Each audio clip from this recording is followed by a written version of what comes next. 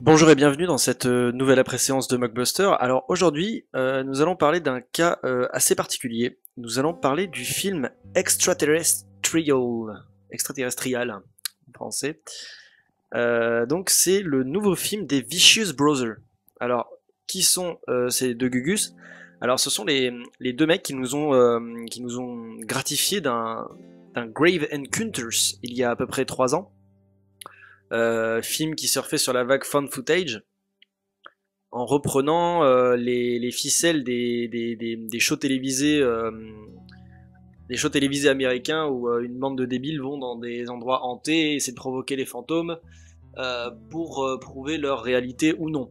Sûr, ils finissaient enfermés dans un hôpital, un asile psychiatrique et finissaient tourmentés par une bande de fantômes pas super folichons.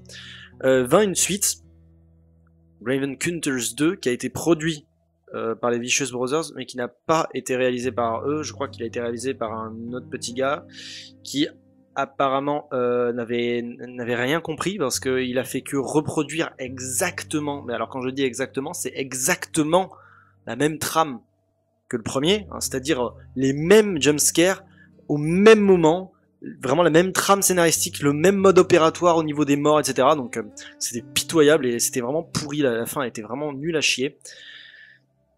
Et voilà que les Vicious Brothers reviennent avec un nouveau film, Extraterrestrial.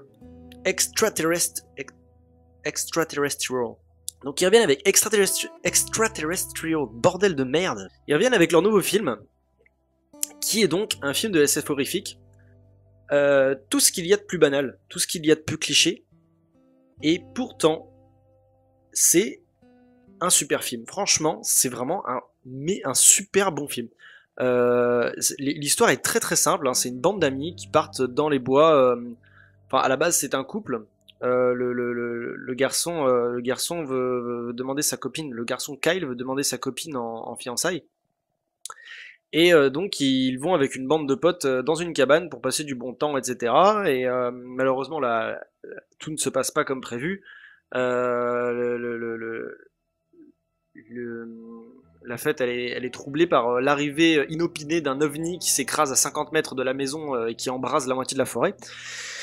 Et lorsque les jeunes arrivent sur les lieux, ils découvrent des traces de pas qui courent vers la forêt et qui se dirigent tout droit vers la cabane vers laquelle ils vont retourner pour appeler de l'aide. Le problème, c'est que à peine arrivés, qu'ils vont déjà se faire assiéger par une bande d'aliens psychopathes qui vont tenter de les tuer. Donc, le scénario est très très simple, hein. C'est une cabane dans les bois, une bande d'adolescents, un monstre, et ils vont tous se faire tuer. Voilà. C'est tout aussi simple que ça. Il y a vraiment rien il y a rien d'éclatant. Il y a pas d'originalité vraiment puissante, etc. Même, c'est dire, même le look des aliens n'est pas original, quoi. Le look des aliens, c'est le look typique qu'on donne à l'alien, quoi. C'est un grand corps hyper maigre avec une grande tête, un corps tout gris avec des grands yeux et tout. C'est vraiment l'alien de base, quoi. Alors pourquoi est-ce que le film est si bon? Alors déjà, les acteurs sont monstrueux. C'est vraiment génial. Vraiment, les acteurs sont très très bons. Malgré le fait qu'ils rentrent tous dans des stéréotypes qu'on a vu 40 millions de fois dans ce genre de film. Les acteurs sont tous très bons. Les effets spéciaux sont extrêmement réussis. Mention spéciale à l'OVNI et aux aliens, qui sont vraiment très très réussis. Je parle surtout de cette scène où une des filles arrive à dézinguer un des aliens qui tombe dans une piscine. Donc c'est la première fois qu'on voit les aliens, on voit l'alien pour de vrai, et en fait on voit son corps qui coule doucement dans l'eau de la piscine, qui coule au fond de la piscine. Une super vue de dessus, donc qui coule et qui disparaît petit à petit dans l'eau. Et c'est vraiment un super super joli plan. Euh, la lumière du film est très très belle. Il y a beaucoup de jeux de lumière avec le fait qu'à chaque fois que l'OVNI arrive, en fait, il balance une espèce de lumière rouge très très vive. Donc à chaque fois, il y a cette lumière qui passe à travers les fenêtres et tout. Il y a beaucoup de plans très très jolis qui utilisent cette fameuse lumière rouge, notamment ce plan où il y a une fille, une des héroïnes qui est en bas dans une cave et qui voit en haut de l'escalier juste en fait une porte dessinée autour autour du rouge, quoi, parce que en fait l'alien, le vaisseau envoie sa lumière derrière la porte, du coup tout se reflète autour de la porte et c'est vraiment très très joli à regarder. Très très bon. La mention spéciale, et surtout que je voudrais adresser, et c'est pour cela que j'ai vraiment adoré le film, c'est que le film en fait arrive à être très surprenant dans son final, alors que bizarrement, vraiment, la fin, je savais que ça allait se terminer comme ça, j'en étais sûr et certain. J'ai vraiment tout deviné en milieu de film, je me suis dit c'est forcé, ça va se passer comme ça. Et ça a commencé à se passer comme ça, du coup je me suis dit, voilà, bah j'avais raison. Et puis non en fait. En fait non. Non. En fait la fin est bien plus vicieuse que ça. Comme le diraient les Vicious Brothers, qui portent vraiment bien leur nom par rapport à ce film-là. La fin est bien plus vicieuse que ça et nous enlève cette continualité des happy end qu'on voit tout le temps dans absolument tous les films d'horreur. Cette fin calme. Cette fin calme un bon coup, malgré le fait qu'elle soit pas si originale que ça. Hein. C'est une fin qu'on a déjà vue plusieurs fois et souvent. Mais la façon dont elle est mise, la musique qu'on utilise dessus, etc., vous met dans un état du fait que quand vous voyez la scène, vous faites oh putain, mais c'est quoi cette fin? Vous dites mais non, ça peut pas se terminer comme ça. Puis vous voyez la scène, vous faites ah ok.